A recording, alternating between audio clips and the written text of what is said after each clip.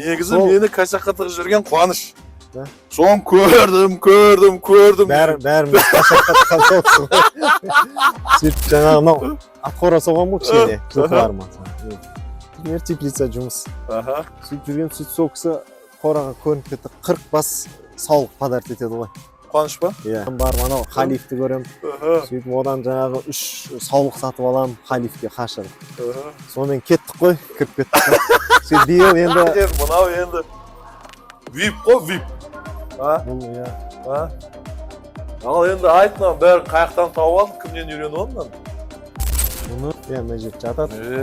Камерасы қосып қойған. Қалай дейсің? Ана жерде душы бар. Данчак 2 айғырым бар. Мынаның астына не қыпсың ғой? 50 сантиметр қазылды. Стойкілер қойылды да. Мына угольник былайынан тұр. Мынау 1 метрден мынау. Көтерілесі бар. Сонда бұл қазір қанша уақытта тазалап тұрасың? Ой, 1 жыл болып тазалаған жоқпыз әлі. Жылдап, жинап жылына бір тазалайсың ғой, жаздың күні күн жылыда асықпай бір тазалап қоясың. Келесі жылға дейін тұрасың. Мынау үшеуі Айнұрықтың балдары. Бәрекелді. Известный Қуаныш Мықтыбаевтың Айнұрық қошқарынікі десе. Ол да хит қылады, не істесе да. 8-9 айлық тұр ғой. 8-9 айлық. Қанша болсын килограмм мысалы осы халифтің баласы? 9 айлық. 100 кило болды өткенде өлшеп. Ёп, твою мать, 100 кило? Қимай, жасты. Бірақ қазынманы өлшесең 50 кило. Екі есе. Бұл атқорында тұр. Жегені сол. Жегені одан көп. Одан көп. Ол жем жеп тұрған жоқ. Бұл 1 килограмм жем жеп тұр күнде. Ана 200 грамм. Ол 200 грамм. 1 килограмм. Иә. Ёп, твою мать. Миллионның линиясы деді. Қуаныш ағамнан алып келдім. Қазір 100 бас тұр. Бұларға сен қошқарды қалай қоясың? Живой қоям. Живой қоям. Өліп қалған қошқар қоймайды. Искусственный осеннее жасамаймыз деген ғой. Егер депутаттың осындай болатын білгенде, Қырғыз Айнұрын сапа сәседі. Солда, оны білмейсің ғой. 100 қой туады, 100 қойдың ішінде әкесіне тартатын может 5-6 болмайды. Может 20% болмайды. Оның бәрі емес. Өзім анау Каспийден не сатып алдық? Инкубатор. Сөйтіп жұмыртқалар алып, сөйтіп өзіміз ашып шығардық. Қол өзіміз инкубатор үйде. Үйде. 300 жұмыртқа айына. Семьяма жетеді. Тиын теңге құрайды дейсің ғой? Иә. Сонда сен мұнаның бәрін сол 2 айғырдан бастадың ғой? Иә. Қай бәлі? Саған бір бермеу керек па? Шөбі? Басқа елдерден, мысалы, Пакистан бар, Афганистан, білмеймін енді анау. Афганский павырлардан қосады да. Құлақтары мынандай. Иә.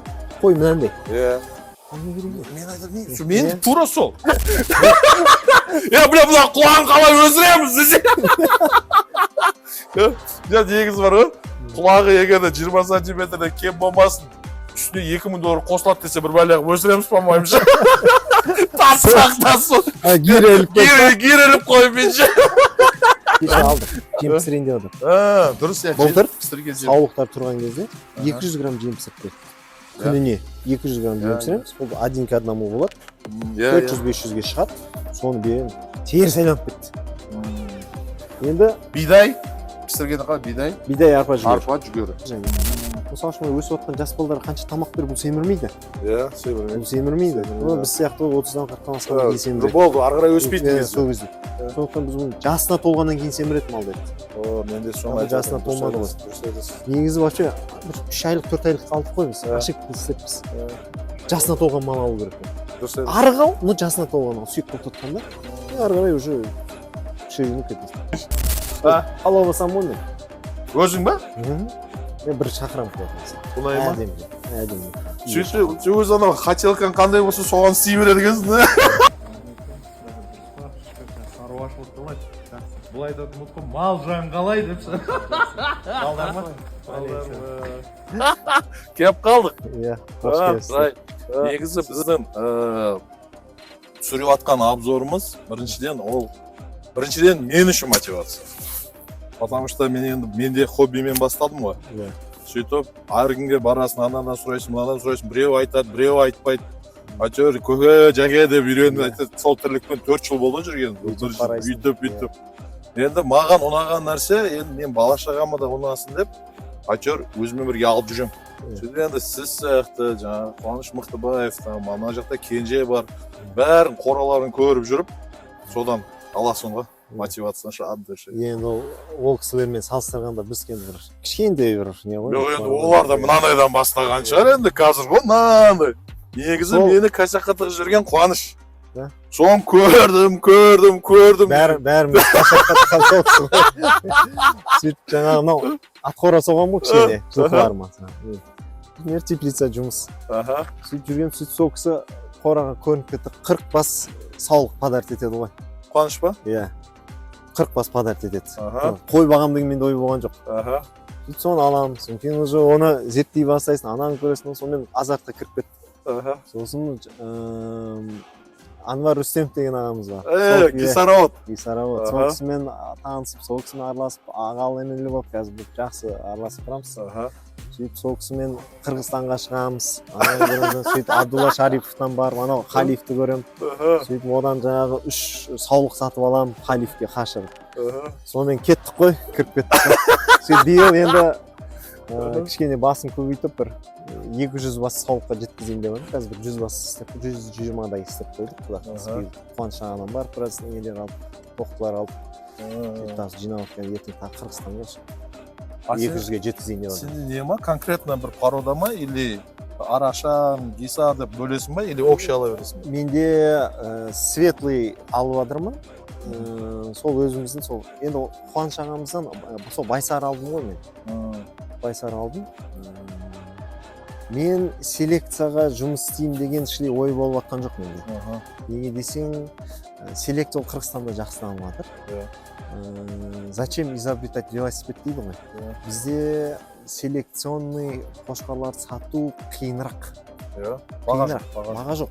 Ол жақтағыдай жаңағы $1000 долларға енді жақсы қошқарлар бар. Не деген бәлені? $100,000, $110,000. Ондай бағаға бізде Қазақстанда қиындау.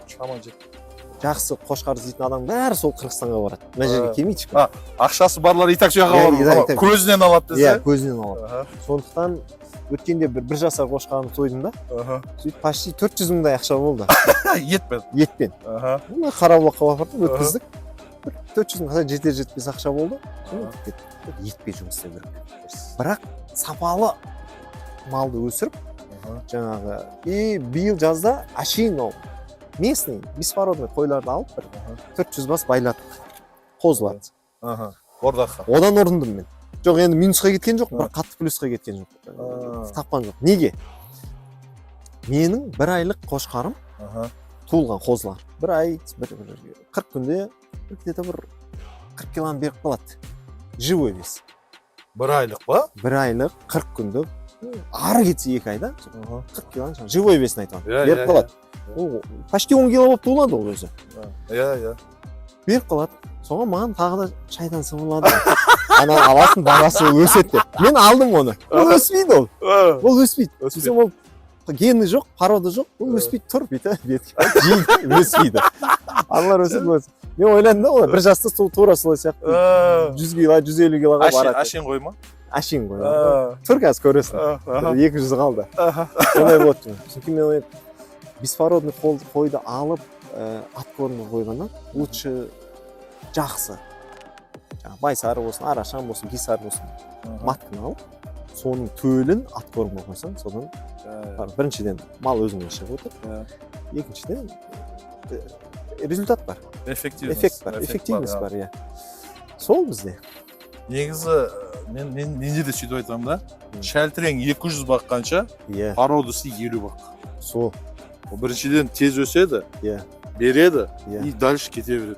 Етпен-ақ шығарып аласың. Менде бірінші тура сесе, оран соғып қойғам, от души 100 метр былай, 10 метр былай. Қанша сет дейм? 1000 сет дейді. 700 қой алам ғой сразу. Мә, бір ай күтем, ол келгенше 15 өледі ол жолда. Ол қалап өлді, иә. КамАЗдан түсіріп жатыр. 15 труп лақтырады ғой. Мынау не? Тығып жіберген да, сығыпша. Еще ыстықтан алып келген, не жақтан құмнан. Не болды, Оны 5 ай бағамыз. Ол шәлтірең сатамыз. Тфай күйсің ғой.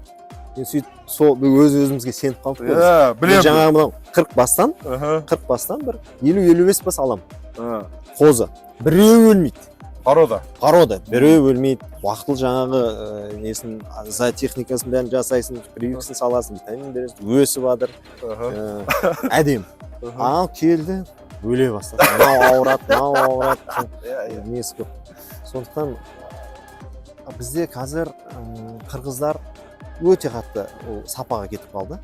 Өте қатты кетіп қалды. Олар прям оларда жаңағы ориентировка жасайды, бәрінің клем карталары бар. Сапаға қатты жұмыс істеп жатыр. Біз Қазекең енді жайылым көп бізде, Құдайға шүкір. Сонымен сапаға шілік қатты мән беріп жатқан жігіттер бар. Совсем жоқ деуге болмайды. Но в основном көп адам сапаға кіріскен. Санмен жұмыс істеп жатыр. Енді қошқарларым 1 миллион 2 миллионға сатам. Миллионның линиясы бар, Айнұрок линиясы бар. Мен 1 миллион 2 миллион қымбат баға қойып жатқан жоқпыз ар жақпен салыстырғанда. Но алмайды ешкім. Айтамын, көп жігіттер танимын. Жаңағы 4-5 мың бар шаруалар бар. Алсайшы деймін да, ақтайды ғой сен. Жоқ, мен өзім аламын, осы қошқарым болады дейді. Дұрыс есептеу керек та, бізге экономиканы турлау керек қой. Дұрыс па? Енді санға үйреніп қалған сапаға сәл қиындау. Сол сапаға өткізу керек. Енді жарқын мынандай бар да. Енді сен бизнесте жүрген адамсың. Мен бизнесте жүрген адаммын. Біз санаймыз ғой. Калькуляторны. Оның анасы сен көп болғаннан какой ток, менде ғана пайда. Вот. Лучше давай аз, бірақ мынандай қылайық депші. Біріншіден сол бар. Екіншіден, енді әңгіменің ашығы, сенде ақша бар. Бір жақтан алдың ғой енді, бизнестерін сөйттің, әйтеуір напақа. Менде мысалы басқа бизнестен алып, неқып құйып отырмын. 4 жыл болды істеп жатқанмын. 3 жыл минуста отырмын. Істеймін. Анау бухгалтерім ғой. Санайым минус. Бәрі плюсте. Малшы да, қойшы да, администратор да, шопыр да, бәрі плюсте. Уақыт айлық алып жатыр. Мен ақ минустам да. Не мынау? Қазір биыл биттім. Январда конкретно әйеліммен отырдым да. Әйелім деді, короче, бәрі құртшы мынаны. Үйіно, неқтан тапқан бәрін аяққа тығып жатсың ғой деп. Короче, биыл істеймін. Биыл істемесе бәрін сатамын. Жарты бағасынан сатып жіберемін депші. Сөйтіп администратор, ортадағы адамдардың бәрімен қоштастым. Рахмет жігіттер. Саған да рахмет, маған да рахмет. Аяққа ботит кидік. Аяққа ботит кидік, мынаны кидік та. Мен қойшы напрямой. Прямой міне маған звондайсың. Конкретно ма. Қарның аш болса да, ұйқың келіп жатса да, қатыныңа барған келіп жатса да маған звондайсың. Бол. Қазір азанда фук видео жүреді, мынандай болып жатыр, кешке видео жүреді, мынандай болып жатыр. Рахат сол болшы. Өзің жүрмесең болмайды. Енді твай қазір енді клиенттер келіп, сапаны көріп алып жатыр да. 250 мыңнан сауықтар сатып жатыр. Бөліп тастадым ше. Мынау элита 250, мынау қаралу керек біраз 200 мың, мынау енді сәл-пәл әлі тұсақтар. 150, 200, 250 қыпшы. Ішінде мынандай бар, оларға енді сразу айттым. Жігіттер, любой нәрсенің өзінің бағасы бар. 400-ге алсаң или 500-ге алсаң, без проблем. Алмасаң да рахмет, өзімде қалады. И қошқарлар сені айтпақшы ала бастадым. Бірінші кезде мен айтушы едім, неғылам қошқар, 200 мың қандай қошқар алады? Етке берсең 100 мың теңге болады. Қазір 750-ге де алып жатырмын, қозыны 400-ге алып жатырмын. Тура сен сияқты көрдім да, сапаға жұмыс істейді, сапаға. Қазір көз жұмып тұрып жатыр. Енді анау жігіттер сияқты 10 мың, 20 мың долларға әлі алған жоқпын, бірақ оған да кеп қаламыз ау. Осындай азартпен ше. Сол сияқты мен енді саған мен подписанныма көрем ғой, бля, енді іште ырза боласың да. Жоқ, бұл қора енді бізге тарлық қылады. Тарлық қылады. Жер алып, тексеп, қазір целевкасын өзгертіп, құдай қаласа көктемде несін бастаймын, проект жасап қойдым. Бір 10 мың бас сиятындай Сайрам ауданда. Аткорым 10 мың басқа соғам деп мен бастадым. Жаздағы идея ғой, мынау жаңа қозылар тағып атқан. Сосын бір жаса қошқарларын бір екеуі бар еді, құйрығы не толын, соларды алып саттым. Сойдым. Сол кезде айтып ғой, жаңа почти 400 мың ақша болды. Сосын мен ойландым. Мынаның 10 мың баққанша, лучше сапаның бір 2-3 мың бағайын деп тұрсыз. соның баға. Сол жемді жейді, сол шөпті жейді. Иә, и қарайтын адам аз. Қарайтын адам аз. Иә. Машақат аз. Дұрыс. Солай енді и жайылым бар ол жерде біраз. Жайылым бар, содан кейін бір 40-50 гектар жоңышқаға қазір проект жасатып жатыр. Дождевалка қоямыз. Дождевалка қойып жоңышқа. Мына жоңышқаны айтсам ешкім сенбейді. Мына жерден дождевалка тұр ғой. Иә. Жылына май, июнь, август, сентябрь. 5 рет орам.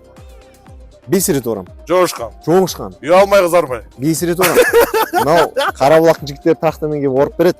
Солар айтады, қалай 5 рет орам. Ешқандай удобрение ештеңе бермей. Джея деген сорт дегенбіз. Джея сорт? Иә, Джея деген сорт бар. Оны кім сатады? Сатады осы қалада. Магазиндер бар. Магазиндер? Иә. Сосын в среднем 200 пресс гектардан аламыз. Дождевалка қою керек. Ол су үнемдеу. Сол. Даму керек қой. Ғылымды пайдалану керек. Су үнемдеу пайдалану керек. Қойды да сапасын өту керек. Аз, но технологиялар пайдаланып, на качество жұмыс істеу керек. Мынау дождевалка мен көрдім сенің инстаграмнан ше. Осы дождевалка саған қалай не қылды? Қалай алдың? Өзің алдың ба или мемлекет? Түркістанда компания бар. Не, осы шығарады. Солар кейін контактысын беремін, өздері бәрін түсіндіріп. А не ше? Мына жаққа өтпей ма? Қаншаға түсті осы дождевалка? Орнатуымен бәрі. И қанша нені алады? Радиусты алады. Сен былай жүретін ба, айналатын ба? Бұл айналатын. Әр түрлісі бар, ол кете береді. Сен өзінде қазір тұрған. Қазір бізде мынау 3 гектар ғой, 3 гектарды алып тұр ғой енді. Бірақ бұрыш-бұрыштары қалып кетеді. Но егер жерің ұзын болса, фронтальный жақсы. Жүретін? Иә, барады, келеді. Сол жақсы. Иә. Не ше? Ассаламалейкум. Амайсың. Осы қаншаға түсті саған? Так, общий есеп где-то гектарына бір миллионның ояқ-бұяқ болып қалады. Сенікі қанша гектарлық? Сен радиус? 3 гектардың ше, бұл біразы бұрыш-бұрыштар қалып тұр. Точно есептегенде 1-2 гектарға жетпейді ау. Почти, 1,5 гектар мозында. Мен енді ошибкам, тағы бір ошибкам. Сол ошибкалерді айтып тұр. Мен мынау теплица. Мен жерде офисім бар, бөлмем бар. Шығамда былай атыма кірем дедім ғой. Қой жоқ еді ғой, қой қора жоқ. Ат қораға кірем, атыма мен барам. Қой бағам, дождевалка қоям деген ол кезде мақсат болған жоқ қой. Егер ондай сосын енді бұл кеткеннен кейін мен ойланып алсам, бұл қақ ортаға бекер соқтым. Анау жерде шетте жер бар. Шетке соғым керек еді, мына сплошной жерге жаңа фронтальный қою салым керек еді.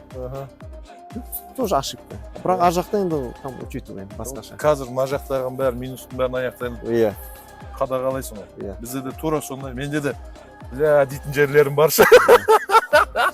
Ол жақтан бір жердің мысалы үшін менде кубка жоқ, кубка қыламын. Сосын жоңышқа өте қымбат. Ташкенде, Өзбекстанда ағайындар силос беріп жатыр. Силос беріп жатыр. 2 кило азында 2 кило кешке береді екен. Силостың бағасы Қарабұлақтың жігіттерімен сөйлесу, 30 теңгенің ояқ бұяғы әкеп төгіп береді екен. Килограммы. Жоңышқаның килограммы 100 теңгенің ояқ бұяғы.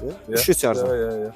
Менікі есептегенде 120 теңгеден шықты. Ютубта бір кісі бар, 500 қойды айландырады, конвейер қорасы бар. Осындай жерде и ол бөліп тастаған. Сезон, ол круглый тудырады. Сосын образно айтқанда 500 қойды 5-ке бөлгенде. Мынау туып атады. Туып болғаннан кейін ар жақтан анау қосы кіріп шығып жүретін, қосы жем жеп, енесін еметін жер бар. Кейін қосы бөлінгеннен кейін қошқарға жыратын жер бар. Туды күтетін жер бар. Бірінен кейін бір конвейер айлана береді. Туа береді, айлана береді. Бір ютубта бар, мен кейін жіберем. Өте мықты істеген екен. Сол технологияны қолдану керек. Біз бүйтеміз, массово қашырамыз. Массово туғызамыз. Дұрыс па? Миымыз ашып. Ол миы ашмайды. Аз ғана туады. Кетеді, келесі партия келесі айтып алады, келесі партия келесі айтып алады. Кете айлана береді. Зато жыл 12 ет сатады ол. Жыл 12 ет сатады. Вообще шет елдің Австралия сияқты елдердің практикасы сол ғой. Жыл 12 шығып тұрады дейді. Продукция всегда дайын. А бізде қай уақытта? Бізде көктемде тудырады. Күзде ет дайын болады. А көктемде қайтып ет жоқ. Дұрыс па? Дефицит бағаң бар. Енді бұл жерде бір нюанс бар ғой. тем более біз қорада ұстаймыз. Ол көктемде туғызатын ағайындар ол жайылымға бейімделеді. Дұрыс. Иә, февральда туғызады, иә, сөйтіп мартта көкке шығып көкке керек. Ит тауға құртады. Иә, вот. Жазда туатын сәл қиындау деген темаға қалайсың? Туды ғой менде. Ештеңе жоқ. Иә? Ештеңе жоқ. Күн ыстықта тусақ, слабый болып туылады, қысылып қалады, үйтіп қалады. Онда ештеңе. Хотя менде августта туылды. Ештеңе жоқ. Сәл бүйтіп қарадым, қазір адам болып жүгіріп жүр ғой, жаңа сен айтпақшы 30-40 килограммды ұрып жүр.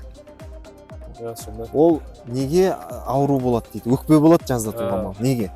Көктемде қозы қойдың алдына түсіп жүгірмейді, артында жүреді. Бір атар қой кетті ма, артынан шаң көтеріледі. Малақтың шаңы топырақ көтеріледі, қоз соны демалады. Өкпесінің бәрі толады, содан өкпесі воспаление болады, жөтеледі. Содан. Өкпе деген содан болады. Күн қорада тұр ғой, менде навестің үстінде тұр ғой.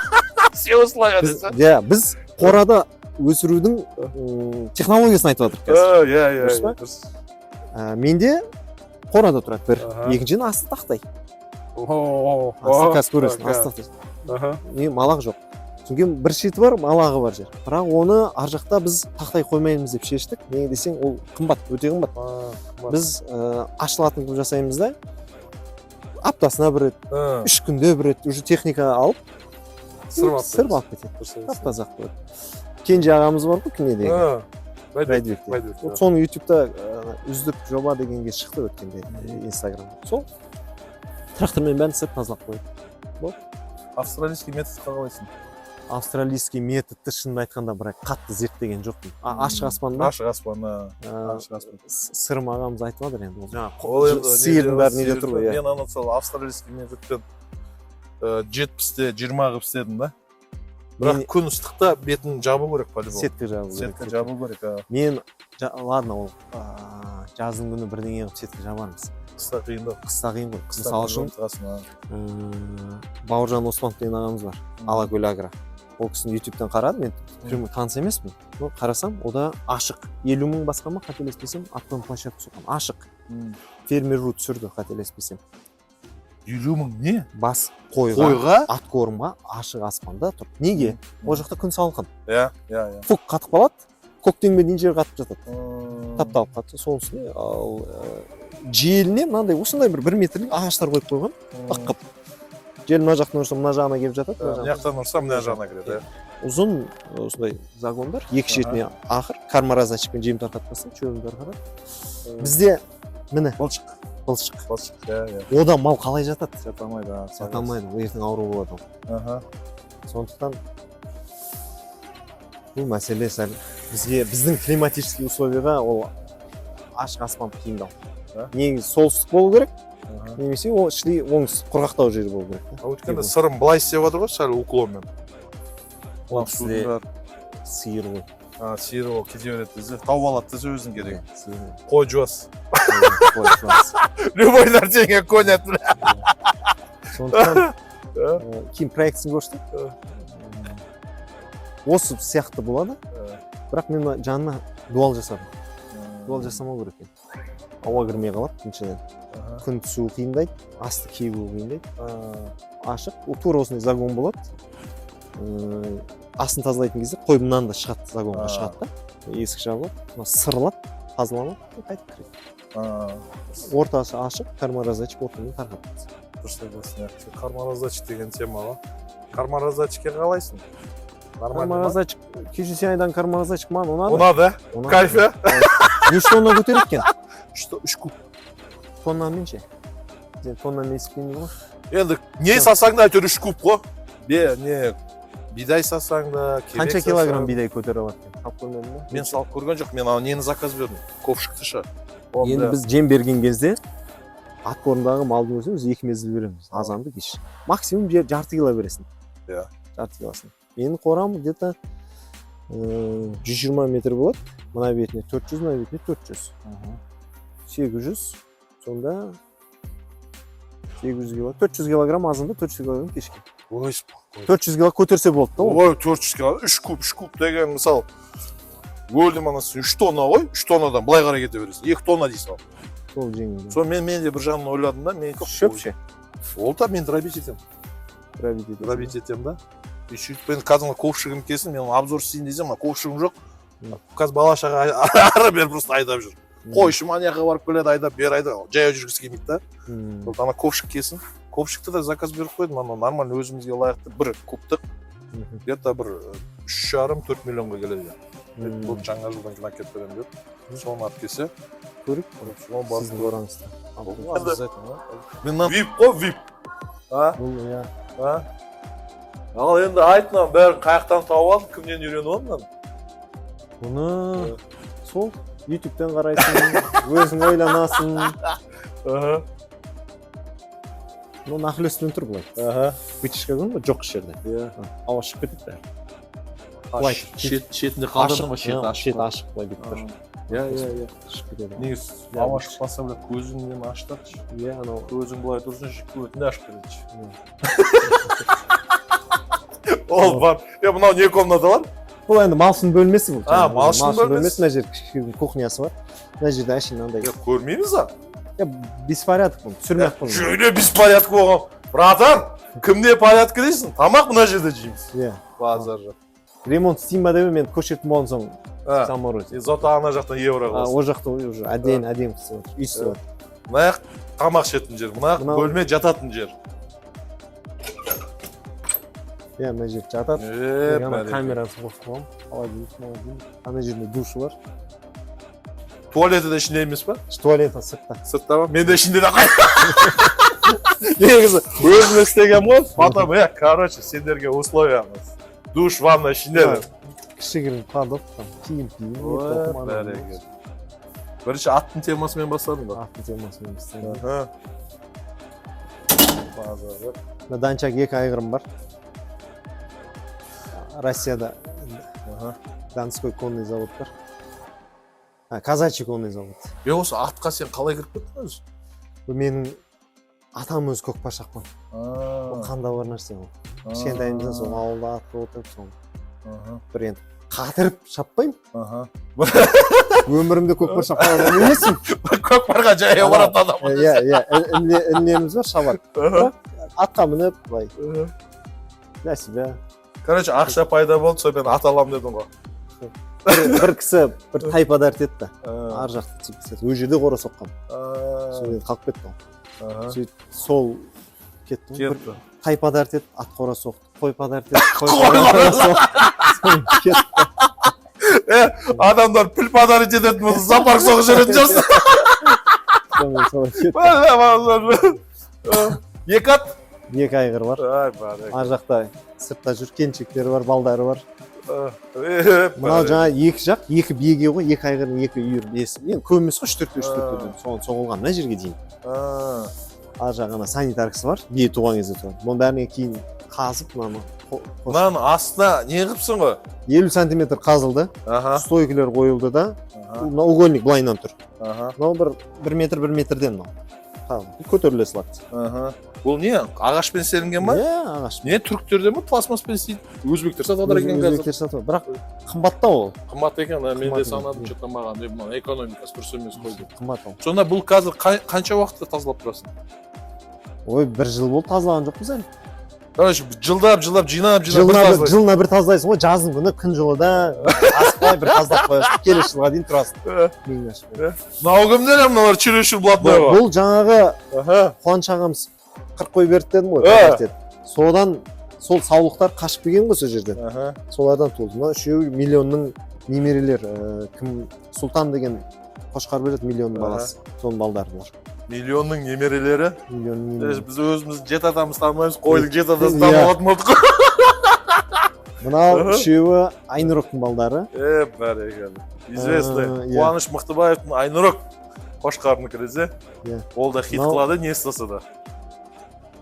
Түрі сәл басқаша. Бұл Брюлик деген, өзім көрмедім бірақ. Сол кісі Брюлик деген бір қошқар болған деді. Ол Өзбекстанда Арашан. Соны әкеп қойларын қашырған дейді. Содан туылған дейді. Неші? Бойлары қанша? 1+? 95+?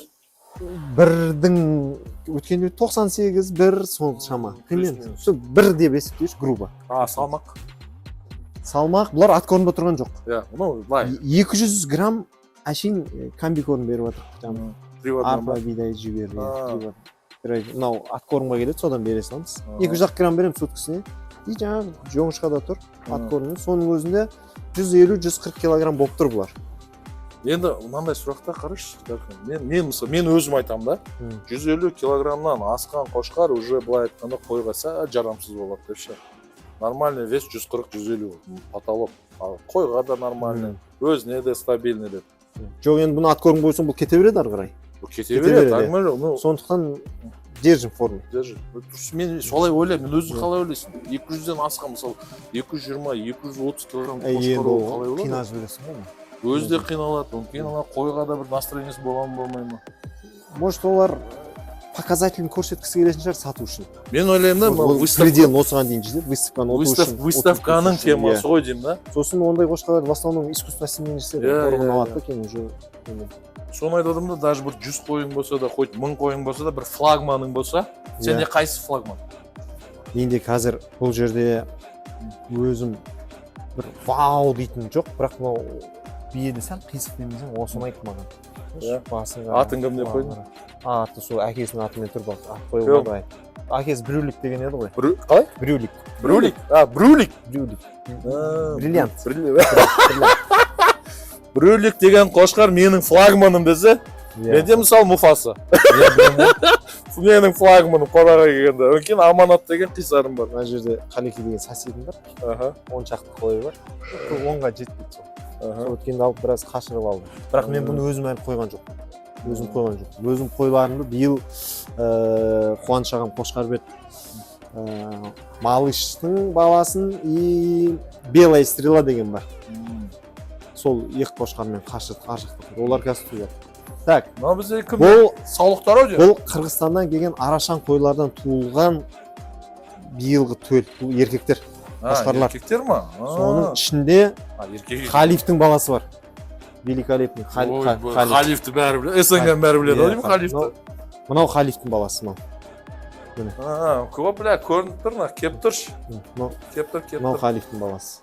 Бір қатар туылғандар, бірақ разница виш. Мыналар басқа. Қанша айлық? Мынау бәрі Айнұрықтың баласы, мынау ғана Халифтің баласы. Қанша айлық қазір осылар? Где-то март болса, апрель, май, июнь, август, сентябрь, октябрь, ноябрь, 8-9 айлық тұр ғой. 8-9 айлық. Қанша болсын килограмм мысалы осы Халифтің баласы? 9 айлық. 100 кило болды өткенде өлшеді. Йоп, твою мать, 100 кило? Иә. Живой емес, қазір 100 кило болды. Бәлә, бір жасқа толмаған. Аткорымда жоқ, тек жаңа жемде бермеймін бұларға. Семіріп, буындарын неғып қойма деп витамин береміз. Именно чисто жоңышқа жейді. 9 айлық қоз қошқар. Мынау 100 килограмм. Камераға передавать етпеу мүмкін. Мен де сенбедім. Қалай деймін. Сөмақасы өтеді.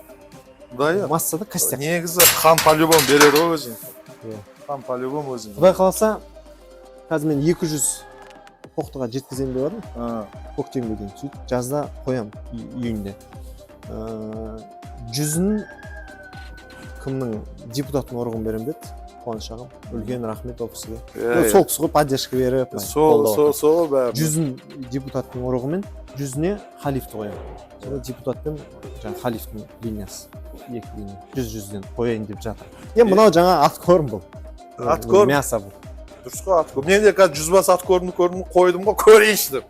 Қалай болады, не болады деп. Бұл жерде 200 тұр. Бәрекет. Мыналар да сол мартовскілар ғой? Где-то сонда. Февраль, март қой? Беш, бля, анандайда. Халифпен жасты бұлар. Аймай жасты. Бірақ қазір мынаны өлшесең 50 кило. Екесе. Бұл аткорымда тұр. Жегені сол. Жегені одан көп. Одан көп. Ол жем жеп тұрған жоқ. Бұл 1 килограмм жем жеп тұр күнде. Ана 200 грамм. Ол 200 грамм. 1 килограмм. Еще аналар 50-ге де жетті. Аналар жетті. Базар. Мен де аткормға қойып атқан кезде 23 килограмм тұтар кетіп қоймайды. Йоп, твою мать, мартовский ма деймін да. Мен анау бір жаман нәрсесі бар екен да. Әбден элит тастап үйреніп қалсаңшы. Жай әшейін шәлтіреңдер келеді ғой. Настроение түскенше. Сондай бар. Бля, мынау не бәле. Анау не. Анау қораға барасың да, өзіңкілерін бет-бет қарайсың да, аналарға даже барғың да келмейді ғой да. Мынау миллионның линиясы деді қуаныш ағамнан алып келдім екен. Бұл жерде қазір 100 бас тұр. 100 бас тоқты тұр. Бұл жазда қашан болады? Қызылдар дұрыпсың, қызылдар. Маған мынаны айтшы, мысалы сен қазір, например, бізде арашан дейді ғой. Негізі арашанның өзі 19-шы жылы тіркелді. Енді мен ойын дұрыс айтып жатырмын ба жоқ па? Арашанның өзі Еділбай мен Қисардың смесі. Енді оның ненің смесі екенін білмеймін, бірақ Қисар болсын, Еділбай болсын, мен өзім ойым ол, мен қателесуім мүмкін. Қисар болсын, ол аборигенный Средний Азияның қойлар. Келесіз ба? Ол ата-бабамыз бір ана жақтан Европадан орап скречіп өтеді. Аборигенный сол ата-бабамыздың бақытшысы. Ауда жүрген жаңағы сол қойлар. Деп есептеймін. Просто қырғыз ағайындар ағарту үшін, мне кажется, афган қойларды қосты, солай селектестер. Сол бір гисардың бір түрі ғой. Мен сөйтіп ойлаймын. Анау сол жақта да бір известный бар ғой, анау малмен айналысады. Сол өзі айтқан еді, сол фермер руға айтқан кезде. Бұл не деген кезде? Это гисар деді. Ол гисар деді. Мұны матка гисар, оған біз өзіміздің нелерді қостық, үйттік, и в итоге арашан қылып шығады. Енді бір жағынан дұрыс па, әр елдің өзінің бір несін шығарғысы келеді ғой. Бұны енді чистопородный арашан деп айтуға болмайды. Потому что бұл байсар деп, байсардың ішінде Еділ бар, гисар бар, біздің ана казахский грубошерстный бар, арашан бар. Афганда да жүрген жүр оның ішінде? Мүмкін ол да болуы. Сондықтан Короче, енді бұны сен қазір байсар деп жатсың. Бұны байсар деп жатырмыз, и бұның мақсаты селекция емес, бұның мақсаты салмаққа жүктесе. Производство. Туғызып, көбейту. Үлкен салмақтағы ет беретін. Қазір мыналарда сол мартовский, апрельскийлар ма или? Бұл, по-моему, кешірек туылғандар. Потому что ақырғы партиясын алдым мен. Кешірек туылған. Апрель-майға ба? Иә, сондай кетеді. Апрель-майдың ішіне кететіндер ба? Бәрі тұсақтар. Ішінде 13 бас өзім қолымда туылған бар. Мына қойлардан туылған. Міне мынау ірілер тұр ғой мына? Сәл жүні бар. Ол өзім тұтқан. Бұл мартовский уже. Мыналар кешірек. Бұларға сен қошқарды қалай қоясың? Живой қоям.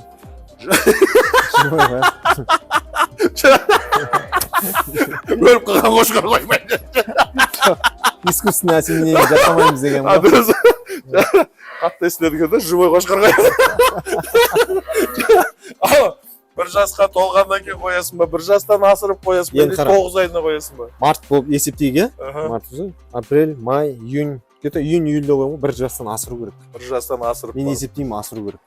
Өйткені бір жасқа шын ол өсу керек дейсің ғой. Бір 15 айдан асу керек деп есептеймін.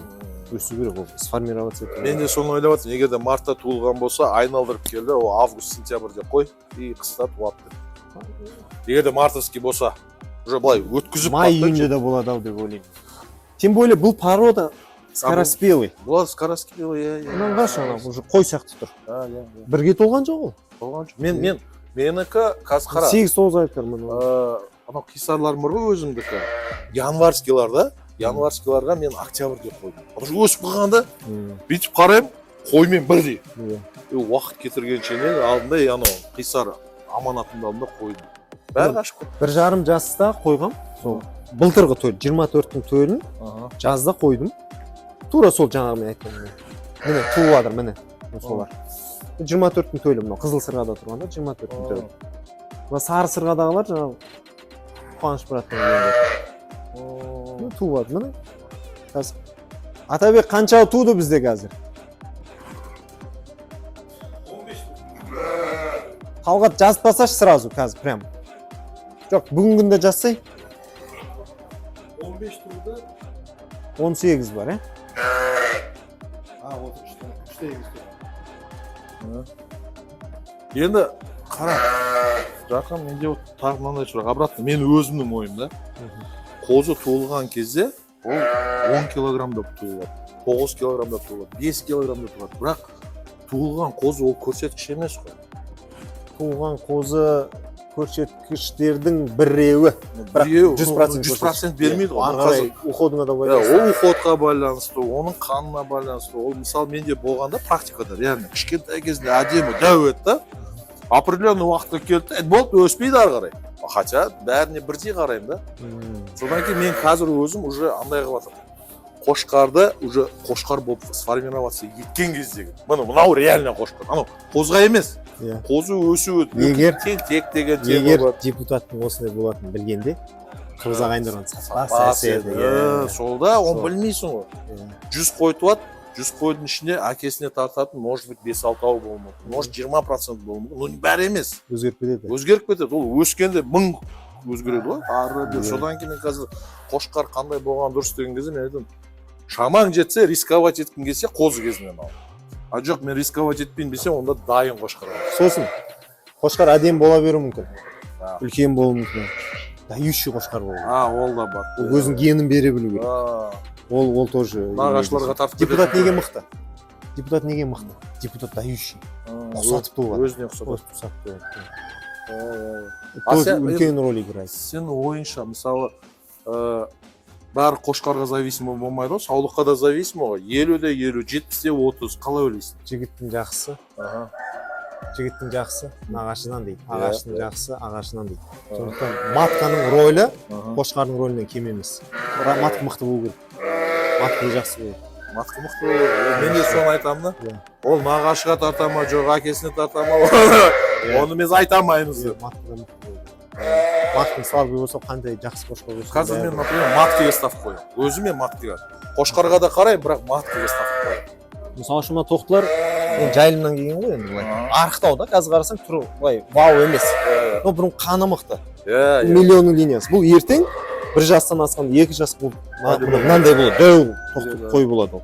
Онкен ол қашқан қой по-любому былай кетеді ғой же.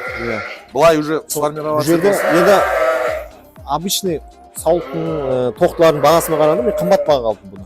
Қаншаға? Өтірік болмаса, қиын болмаса. $1000 басталды сауда. Қанша айлық? $1000 басталды. Мына тоқтылар өткенде алдым, 1 ай болды. Болған жоқ әлі. Апрельский. $1000 басталды, миллионның линиясы, өзі отборный көрдім. Ағайындықты салдық, өйттік бүйтіп, 500-ге саудаласып алдым. $500 әрқайсысын алдым. $500 әрқайсысын $500 алдым. Сақ. Бұл саулық емес. Саулық емес қой, бұл тоқты ғой, $500. $500, біреуі. 260 мың теңге. 264 мың болды. Космиколда тастап атқан. 264 мыңнан шықты. Бағзыр. Бірақ линиясы. Бұл ертең береді. Жақсы қошқар ғой, береді. Етке өткізген өзін айтып алдым ғой, қазіргі бағамен почти 400 мың теңге сатамын. Етке берсең ол бір тумайды ғой ол. Жақсы қарасаң бір 10 жыл туады ол. Туады. Бұл инвестиция ғой. Инвестиция, бар согласен. Чатта кейбір жігіттер түсінбейді. Не ақша ол, бір қазан ет қой анау мынау дейді. Экономика ғой. Мынандай қой ол қайтып саған мыналарды қаншаға алдың? Бұлар да 45-50 мыңнан алдым. Өзіміздің қарапайым ауылда жүрген шәлтірен қойлары. 40 мың, 50 мыңнан түсті. Жазда июньде алғанмыз. Қанша болды? Июль, август, сентябрь, октябрь, ноябрь, декабрь. 6 ай болды әлі тұрғанына. Әрқайсысына 10 мың теңге пайда қалса. Өлшеймін да, плюсқа шықсам сатам деп отырмын. Әлі жетпей жатыр. Өзіме сан шықса сатып жүрмін. Хотя өзіне жатса деп тұрмын. Дұрыс айтасың, айтса санау керек бәрін. Салмағы сәл өседі, жем жоқ өтсе, жем жоқ өтсе. Анөлем болып тұр. Ай, мына маза жоқ. Мына жақты көрейік та? Көрейік. Сөйтіп аткор... негізі бірінші марте аткорымға қойып жатсың, по-моему. Бірінші марте. Первый, блин, менде де бірінші марте. Қазір прям онлайн еді. Жаңа анау комбикормнан шығып, қазір дәу қазан әкеп қойдым. Астына горелка қойып, бидайт пісіріп берем ба деп жатырмын. Дұрыс. Бұл енді кладовка, ана жер скважинамыз бар, ана шкаф управление, екі жақтың несі. Судыка. Мына жеріміз біз жемханамыз. Мынандай бункер істеп қойдық та. Бидай, арпа, жүгір бөліп сап тастайды. Бұл жаққа қалай саласың сен жемді? Немен саласың? Қаппен ба? Қапты алады да, негізі аударып тастайтынбыз. Қазір енді жіктер ерініп қаппен яғынадыр. Ар жақта басқаша болады. Яқта дробилка болады, насыпной болады, погрузчикпен салып. Уже промышленный болады. Но жаңағы дежурный денник қой бұл ана. Ат кеп баса тұратын бір дежурный. Апилк-матилк тұр. Карантинный деп қойым. Мынау жаңағы производство яйца бұл. өзім анау Каспийден не сатып алдық, инкубатор. Сөйтіп жұмыртқалар алып, сөйтіп өзіміз ашып шығардық. Қол өзіміз инкубатор үйде. Үйде. Ашып шығардық. Қанша бастық ол инкубаторын? 70 бас алдым. 70 бас. Қанша бас қалдың еді?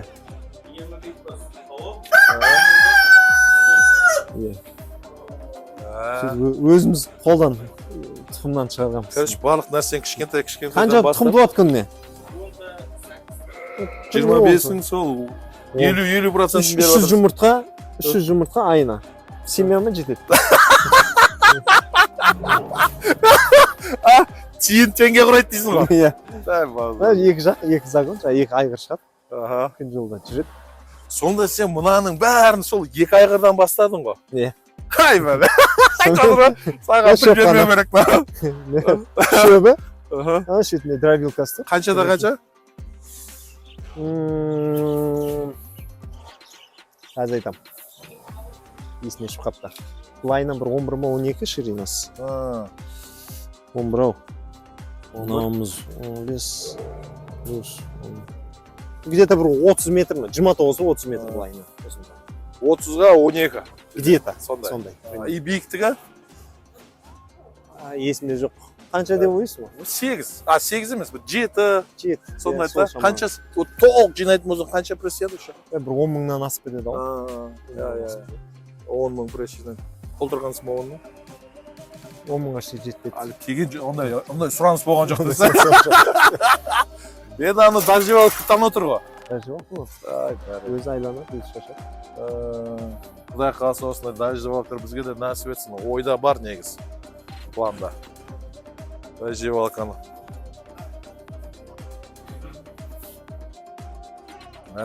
Тауықпен де айналысып жатыр. Қой мен де, жылқы мен де. Кезінде костюм шалбар киіп отқан адам еді. Айтпа. Офиста. Иә. Мен тыныш, сен тыныш деп. Иә. Ең ауыр көтерген ручка еді. Иә. Согласен. Мынаны әдемі қыпсың, просто коротко ясно. Не әдемі көрдің, мен төбеде дронмен көрдім ғой сенгі. Бәлі мына қораны әдемісін айды. Екі жаққа бөліп қойып, бірақ жаңа дұрыс айтасың, шеттен ұру керек. Сол кезде мына жақтың бәрі площадка болар еді. Зато бұяқтағы минус дұрыс қой, сенде де минус болады, менде де минус болады. Жаңадан соғатын жерлерге уже, қайран, былай соған дейсің ғой. Мына уже қанша жыл болды істеп атқаннан дождеваловканы? 2 жыл. 2 жыл? Өз-өзін ақтайды ғой енді бұл. Уже ақтап тастады десе. Есептемен. Бұны есептемен. 5 марте. Енді қара, обычный 2 марте. 3 марте уже осының арқасында. Қалған 3-і. Әні экономика. Көрдіңіз ба? Санай білу керек. Керек нәрсе. Керек нәрсе, мен осыған жаңа. Тем более біздің климат қазір жылдан жылға. Биыл вообще жаңбыр болмады. 5 марте. Адамдар шөп аламай жатса, сен 5 марте орып жатсың. Фай деп қояйық. Көз тимесін. Кеттік şimdi.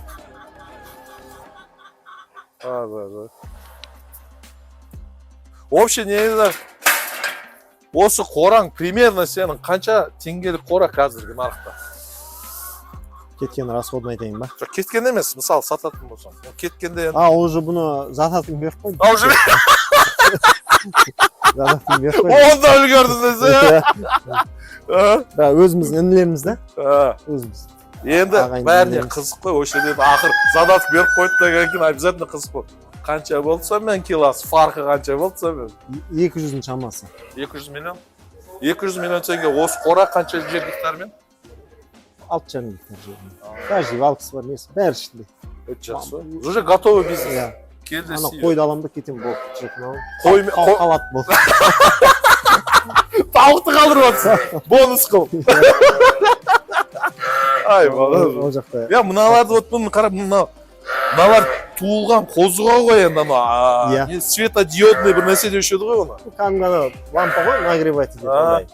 Тепловые лампы. Жылу береді. Жылу береді кәдімгі. Осы жақсы ғой, жаңадан туылған қозыға, иә? Мен де бір 5-6 сырыс кезде неде жақсы. Осының астында жатады. Осының астында жатады. Түнде жылы болып тұрады. Қатты аязда қосамыз, қазір қоспаймыз. Негізі қой шілей... Сұрай бермей ма? Не ғой, ыстық жақсы көрмейді қой. Иә. Қатты бір аяз болған кезде жаңадан туылған қозыларымыз атайды. А негізі былай не бойынша рентабельность солтүстік жақта бір хозяйстволар бар, еділбай қораш жоқ, иә көрдім жыңғыл менің арасында жата береді. жыл 12 ай Мына Данчак деген жылқы бар, мысалы үшін қора соқтым да мен. Енді ана айғырларды жаңбыр жақ қарда кіргіземін. Биелер вообще кірмейді. Бұны мен Россиядан әкелдім. Россияда тоже сол тоғайдың ішінде жүреді. Қора соқпайды ол. Тоғай қысы жазы сол жүре береді. А қалай ойлайсың? Қисар солтүстікке жарай ма, жарамай ма? Олардың суығына. Жарайды ау деп ойлаймын. Мен өзім бір ана немде айттым, Жігіттер қисар әкетіп жатыр. Семейге алып кетіп. кішкентай кезінен адаптация істемесең үлкен уже жарамайды деп жатыр. Как емес, потому что мен ал суықтар болды ғой. Қатты суық болған кезде, бізде қатты суық. Не үшін? Бәрі пышылдап қалады. Потому что біз қана уже тепличныйға үйреніп қалғанда, күн жылы суық кезде қораға кіргіземіз. Соған сұрайды да, северге жақсы бола ма, болмай ма деп. Қозылар. Қозылар арасын өтіп. Дұрыс, осы дұрыс. Жегізбейді ғой. Иә. Арасына кіріп жүре береді. Еще мынау сенде походу алынады, ә? Ну алынады. Общий бәріне Ана жерге қойыласың. Негізі бәріне істеуге де болады. Иә, бөліп. Любой. Қалай болу керсе солай бөле бересің. Вообще негізі дұрыс істелінген екен. Мирас мына жерді түсіріп жібер, иә, қалайсың? Осы көңілге қалай кіреді? Просто керек емес кезде алып тастайсың. Дұрыс емесі темірі көп. Иә, темір. Мынаны жеңілдеу, әшейін екі линия былайынан жіберсең жетеді. Мынаның қажет жоқ екен. Мен негізі бастап бұны істеген себебім қозылар кіріп шыға береді деп ойладым да. Сөйтіп ем кейбіреулерінен қойлар да анандай өтіп кетеді. Сөйтіп екеуін ғана аштым да бүйтіп арматураға жібердім. Сөйтем да уже үлкен болып қалады ғой. Сол кезде ана жерінен былай ағаш байладым ғой. Соны байлап қоямын. По высоте. А мынаны жауып тастадым мен, бұлар өтпей-ақ қойды. Керек жоқ бұлар. Иә. Дұрыс. Негізі вообще қозыға да бөлек отдельно сыймайды. Мынаны да сөйтіп тоғыр ортасынан бөліп қойдым, 100-100-ден. 100-ден ақ. Енді анау бордақыны асырап жатқан адамдар конкретно 20-20-дан ұста деп қайта-қайта жазып отыр ғой. Тұр ғой, 100-100-ден. Олар 20-20-дан ұста дейді. 100-ден тұр. Анау Бауыржан Османовта 200-ден бір тұр тамағы. Ол енді қателеспесем 200-ден. Мен ойлағам, или 50-ден. Дұрыс па, дұрыс емес. Например, хоть 100-ден болса, хоть 200. Бәрі бір келкі болса, шамалары бірдей, бір-бірін анау. Былай айтқанда, не дейді анау? Не дейді да, мектепте айтады ғой? Буллинг істемеу үшін. Буллинг істемеу үшін. Бір келген не ғой бұның бәрі? Бір келді ғой? Бірге кірді, иә. Нормально. Ол ондай проблемамен әлі кездескен жоқпыз. Дұрыс, енді ол уже, смотря, бәрі бір келкі болса, бір-біріне шамасы жетеді десе, әйтеуір кішкентайлардан жегізбей. Тәрбиеге байланысты ғой. Тәрбиеге байланысты. Дружный бұлар. Дружный. Біздің қорада бәрі тәрбиелі болу керек. Ешкімді ренжітпейді. Біз буллингке қарсымыз. Ай, маза. Спокойно тұр ғой бәрі. Ешкімге тиіспейді. Азаңды жем-шөбін жеп алып. Негізі сол біздің қателігімізді біз өзіміз мынандай жақсы пародаларды ұстаймыз да. Сонымен анау етке бергенде өйткен-бүткенде нәпақасын көреміз ғой. Сонымен қойдың бәрі бірдей екен деп мынандайларды ала бастаймыз. Сол ғой сол. Сөйтіп орнасың. Сөйтіп орнамыз. Сөйтіп отырасың. 10 қисарым жақсы еді ғой, мынау 100 шәлтіреңден депсің. Иә. Менде де тура сондай болған ше. Бірақ енді қазір мен ұстап жатқан мынандай аккордқа қойған қандар бар да, бірақ басында жақсы қаралмағаннан кейін сәл қиын болып келген. Көреміз. Қазір анау ай сайын несін шығарып жатырмын. итоктарын. Кіріп көрсеші қасына. Қошқарлар дейді. Тихо. Жіттер. Осы. Үстіп қошқарлар құртады ғой. Осыларды көресің да, сонымен ақшам бетіне қарыз қалып кете бересің ғой.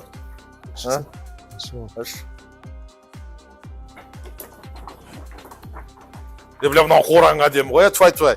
Көз тимесін, твай. Приятно ғой мына жерде жүрудің өзі. База жоқ.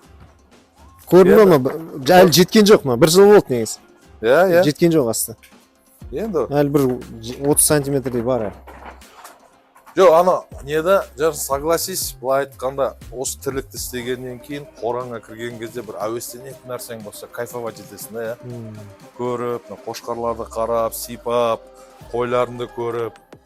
Бұл былай айтқанда, дополнительный не береді ғой, энергия береді ғой.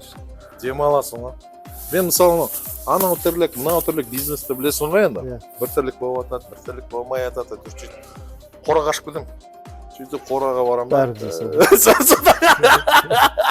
қорада үйде Психотерапия ғой бұл. үйдегі келіншекпен ұрысып қалсаң да қораға кетіп қаласың. Қошқарын ұстап жүр. Неге ол үйтті, неге ол бүйтті деп. Кайф па? Сендер ма? Азар. Ана саған негізі қандай светлар ұнай ма или қаралар ұнай ма?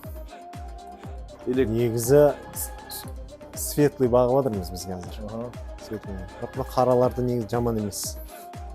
Бриллиантовый цвет, каштановый цвет, ақ цвет, қызыл цветті бөліп бастадық қой. Сол сарымен жылжимыз деп шештік біз. Өзіне ұнап жатқан сол. Енді маған мынаны айтшы, енді бәрін сұрақ қоятыншы. Последнее время осы 1 жыл болды ма, 2 жыл болды ма, Арашаның темасы басталды ғой. Бәрін сұрайтын бірінші. Маған звондаған кездеші. Бойы қанша? Осынша. Салмағы қанша? Осынша. Құлағы қанша? Құлағың не қыласың құлағын деймін де. Қисар өз туылғанда өзіне лайықты құлағы бар. Бұл Арашан емес. Ол Арашандардың өзінің параметрінде бар, баникировкасында. Иә, параметрінде бар. Сосын не ғой ол? Экстерьер ғой. Экстерьер, маркетинг. Маркетинг. Ол анау кептердің ауруы бар ғой? Кептердің ауруы. Иә. $1000 ғой. Сол сияқты нәрсе ғой. Біз оны қумамыз керек біз. Мен соны айтып бізге салмақ керек. Ет керек. Салмақ, ет. Мен де тура соны айтамын да. Құлағы дәудің, оның анау несіне демалғанына, несіне жақсы, я согласен, да? Но от того, что мынау 2 сантиметр, 3 сантиметр, бірақ қазір кейбір жігіттер, особенно көрші қырғыз еліндегі жігіттер, басқа елдерде, мысалы үшін Пакистан бар, Афганистан, там, білмеймін мен, анау афганский породалардан келіп қосады да, құлақтары мынандай. Иә. Қой мынандай. Иә. Мен айтамын, мен тура сол. Мен мысалы, мен шын айтамын, я против құлаққа. Бойға қара, әңгіме жоқ. Экстерьеріне қара, өзіне лайықты құлақ болады ғой. Иә. Ұнаса ал, аты параметрдің ішіне құлақты кіргізу. Түбінде қошқарды жұрттар не үшін алады? Малды ірілету үшін алады. Ірілету үшін алады. Итого ет. Қанша мықты болса да. Мынау қошқар, сондай порода болса, без откорма 200 килограмм береді. Таза ес. Мысалы үшін, фантазировать етіп көрейік, армандап. 200 кило таза ет беретін болса, құлағы жоқ болса да аласың ғой? Иә. Дұрыс па? Саған ет керек, не аласың құлағын? Менде де тура сол. Мен былай айтқанда, енді сен қолдайсың да, то, что біздің темада құлақ ол параметр ойнамау керек. Ол баникировка, Арашаның баникировкасында бар. Там минимум 20 сантиметр деген. Қисардан қалай сұрайсың, бұл туылғанда құлағы өзі туылады. Бұны бойын әйтеуір укол саласың. Бір бәле қып. Біз салған жоқпыз ғой. Енді анау витаминдерді да, витаминдер. Семіртуін, өсіруін әйтеуір сен қолыңнан келеді. Құлақты өсірумен қолыңнан келмейді. Сіздің қолыңнан келе ма?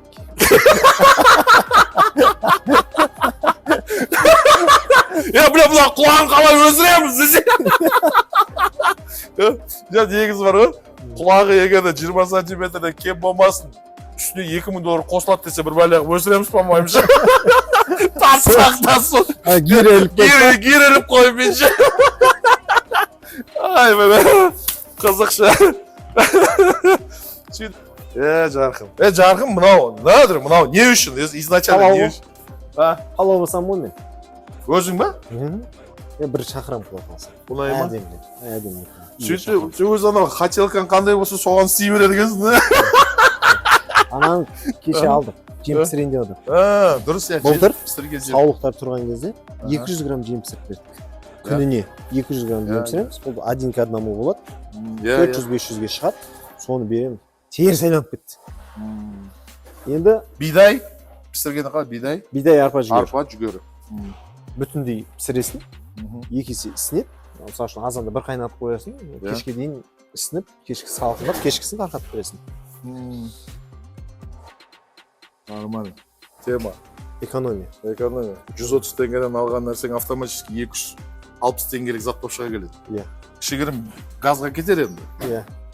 Бір қайнатасын көп кетпейді. Бір қайнатасын жауып қоясың, өзі сол өзінің ыстығымен бұқтырып ісінеді. 2 есе үлкейді. Дұрыс, негіз қайнатып берген дұрыс. Мен де 1-2 мәрте бергем. Өзбек қырғыз ағайындарынан көрдім, сөйтіп сол қайнатып, сонымен семіріп кетті қойларын. Сонымен тоқтатып тастадым. Енді қазір бұлар 1 кило ет жейді. Жем жейді. Азанда 500, кешке 500 жейді. арба 130 теңгеден алып жатыр ғой. 130 қой көз жұмып қой. Иә, алып жатыр. Қазір енді біз бір кісілерді көрдім. Біз интенсивный откормға бекер қойыппыз. Расход екен. Қазір сүйекке кетіп жатыр, бойға кетіп жатыр. Сондықтан біз бұны сәл тағы көктемге дейін ұстайтын болдық та. Минимальный жеммен просто для поддержания. Мысалы үшін өсіп жатқан жас балалар қанша тамақ беріп бұл семірмейді. Иә, семірмейді. Бұл семірмейді. Біз сияқты 30-дан 40-дан асқан кейін семіреді. Болды, ары қарай өспейді деген сол кезде. Сондықтан біз бұны жасына толғаннан кейін семіреді мал деді. Мен де соны айтып жасына толмады ғой. Дұрыс айтасыз. Негізі вообще 3 айлық 4 айлық алдық қой біз. Ошибка істеппіз. Жасына толған мал алу керек. Дұрыс айтасыз. Ары қал, но жасына толған ал сүйек тоқтатқанда, ары қарай уже ширеніп кетесің. Қазір бәрі бойға кетіп қалады. Расход. Енді біз соны не қылдық? Решили минимальный жеммен жасына толтырып, сосын бар интенсивный. Өткізетін жерің бар ма? Өткізетін жер енді үлкен проблема болып тұр ғой қазір. Граница жапты ғой ағайындар. Граница экспорт. Атақ негізі экспорт қолдау керек деп есептеймін. Вот мен де соны айтып қолдау керек. Потому что елге валюта кіреді ғой. Вот мен де айтып жатырмын ғой. Ел қашан байиды? Қанша Сырттан ақша кірген кезде. Сырттан ақша кірген. Иә. Қазір халық арзан ет жеу керек дейді да. Жарайды. Менің ойым ет арзандағаннан кейін ешкім бұл саламен айналыспай қояды. Иә. Бизнестің ешқайсысы барғысы келмейді. Иә, бәрі тастайды.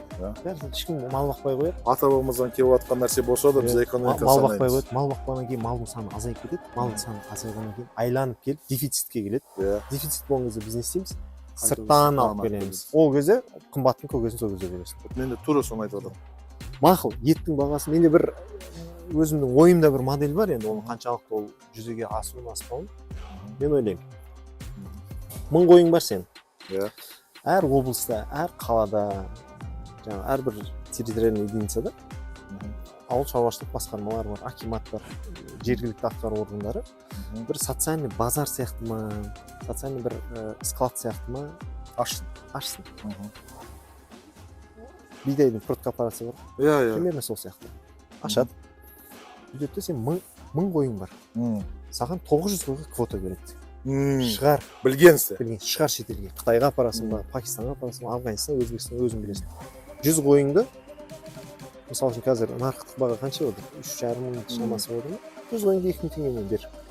Өткізеді. Анау жаңағы светі бар, несі бар, жұмысшылардың айлығы бар, олар 2,5 мыңнан халыққа сатсын.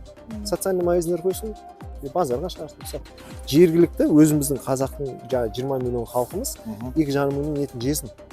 Мен берем, жаңа 10%-ін берем, сен 10%. Көп қой, көп статистика органдары бар, ауыл шаруашылық органы, оның бар, санағы бар, есеп бар.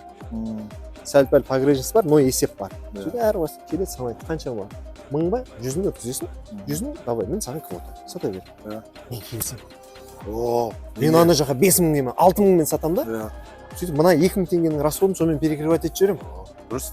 Сен де бересің. Мен де берем. Сен де бересің. 10% берем. Мен де берем. Ол 10% халық үшін. Бүкіл қазақтың малшылары солай 10% беретін болса, ол ішкі нарыққа жеткілікті жетеді.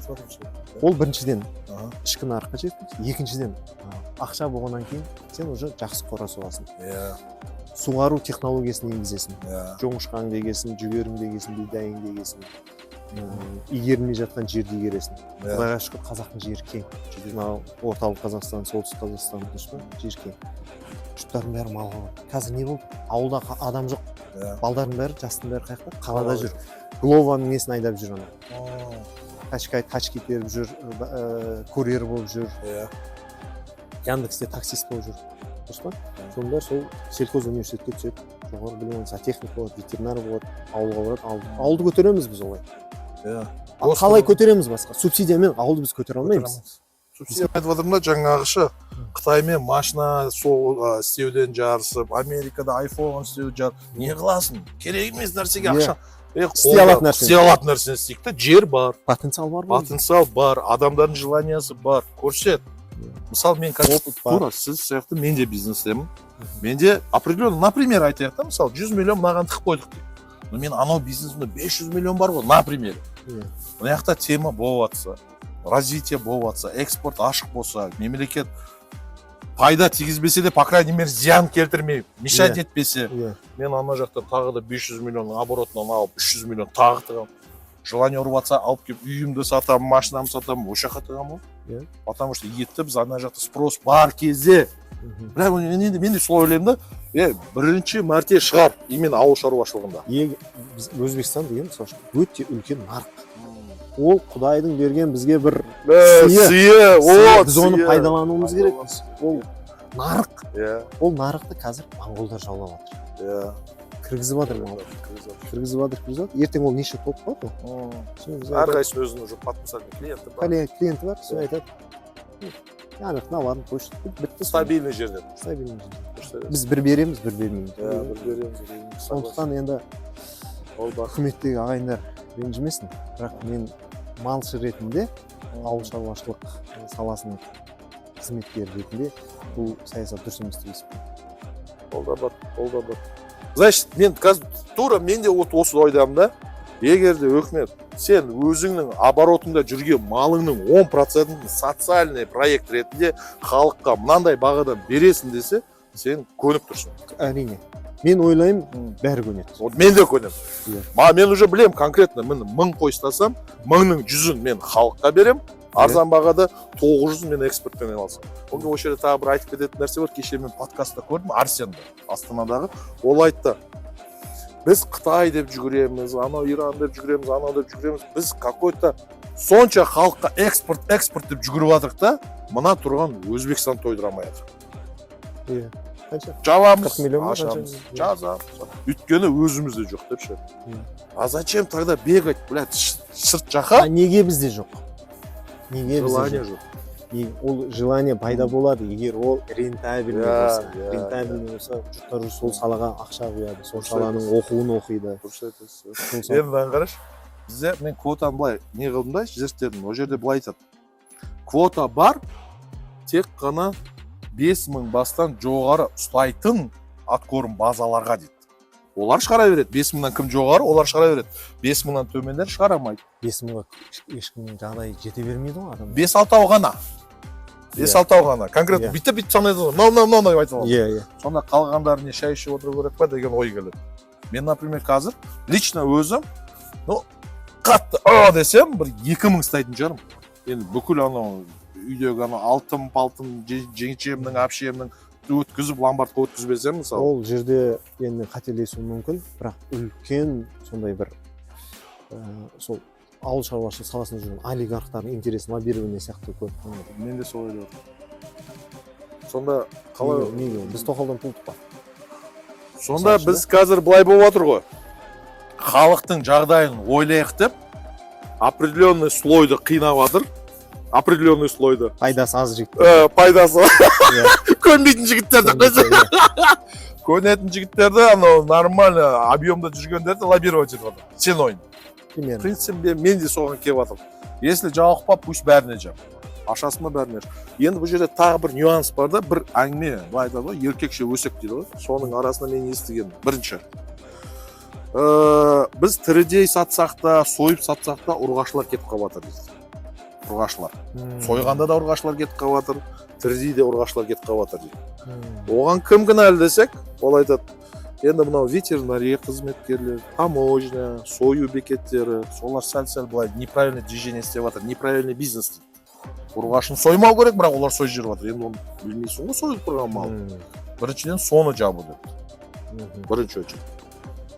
Чтобы қазір маточный поголовьені сақтау керек. Маточный поголовьені сақтауымыз керек деген оймен, содан кейін ол бірінші мәселе дейді. Екінші мәселе, жаңағы ортадағы анау қызметкерлер, анау-мынаулар көзі жұмып өткізіп жатыр дейді. Қазір біз тексеретін болса, тексеру басталса, көп адам кетіп қалуы мүмкін.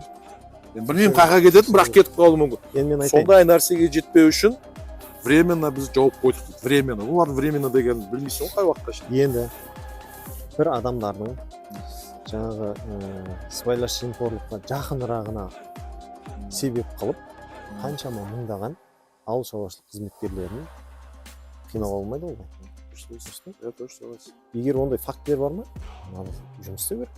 Құқық қорғау органдары не қарап отыр? Істесін жұмыс. Тексерсін. Дұрыс па? Біз их заман. работа. Біз енді барлық нәрседе успехті көрсетеміз ғой. Мгм. Но не всегда же получается успех. Иә. Осы біріншіден сен осы тірлікке қалай кірдің, қаншалықты қателіктерің бар, неден оттегенай деген нелерің бар ма? Айтшы. В любом случае бар ғой ол жоғымыз. Ең бірінші құрылыстан. Қымбат құрылыс жасамау керек. Қымбат құрылыс жасамау. Оны шығару ұзақ болып кетеді, қиын болып кетеді. Иә. Сосын екінші. Сапалы, породасы жақсы мал алу керек. Қымбаттау болса да, сапалы, породасы. Эффект отдачасы жақсы болады. Сосын жем шөпті жағдай болса өзің дайындау керек. Өз поляны алып, жеріміз жоқ деген мәселені қалай шешеміз? Арендаға алу аламыз. керек. Көп қой істемей жатқан жер. Көп қой істемей жатқан жер. Арендаға алу керек. Ақша қақтың оңыз. Аздан бастау керек. Нәрсе. Жаңа айттым ғой, біз Қытай емеспіз, техника шығармаймыз. Швейцария емес, сағат шығара алмаймыз. Әркім өзінің істейтін нәрсесі. Бірлік істесін. Помидор тоже не наш. Иә. Ағайындарымыз тұр. Өзбек ағайындарымыз бар. Қазір түркмен ағайындарымыз бар. Оларда себестоимость в разы дешевле. Біздің себестоимость енді 2 жыл болды ғой айналысып жатқан жоғым өткіздік қой. 350-дің шамасы еді себестоимость. Примерно 1 килограмм помидор. 1 килограмм помидор 350 теңге. Түркмен ағайындар базарға кіргізеді, 10 фура кіреді. 2-3 теңгені сатып кетеді. Иә. 2-3 теңгені сол заманда. Көктемде енді баға. Қазірдің өзінде де біз өзбек ағайындармен, түркмен ағайындармен тепличный бизнесте конкуренция жасай алмаймыз. Ол кісілерде свет арзан, жұмыс күші арзан, газ арзан, сондай факторлар бар. Себестоимость арзан болады. Бізде газ қымбаттайды, ертең тағы қымбаттайды. Свет қымбат. Сосын тағы бір мәселе, қымбат күннің өзінде де ондай объемда, ондай свет пен газ жоқ. Мысалы үшін 6 гектарға 6 мегаватт свет керек, егер бұны досвет қою үшін. Досветка болса ғана ол теплица пайдаланып келеді. Потому что сенде январь, декабрь, февральда огурцы 1000 теңге болып тұрған кезде оны өсіруің керексің. Ол күн жоқ өспейді. Оған досветка керек. Ол досветкаге 6 мегаватт свет деген саған су жарып бермейді. Тек условияда бермейді. Ондай жоқ, потому что объем жоқ. Сондықтан жаңағы тағы да керек. Атом электростанция соғуын мен қолдайтын адамдардың бірімін. Сосын өзіміздің темамызға керек. Біз мал өсіруіміз керек та. Оларда мал өсіретін возможность жоқ, жайын жоқ. Біз ет беруіміз керек. Олардан помидор алуымыз керек. Болды. Все просто. Мен де тура соны айтып отырмын. Біз помидор алуымыз керек. Малды берді, солардың айфонын ал, мал берді, соның лексусын мен. Вот. Дұрыс ба? Малмен жүрді ана. Әр қазақ, әр семьяда, әр отбасыда. Монғолияның қазір саясаты сондай болды. Иә. Бізде спросқа е нәрсені берейік та. Жақсы. Рахмет. Неге тірлігің берекесін берсін, мал өсе берсін. Сіз болып, біз болып, бай қуатты болып жүрейік. Әр қазақ қауым. Аумин. Рахмет, шықтар. Азиз!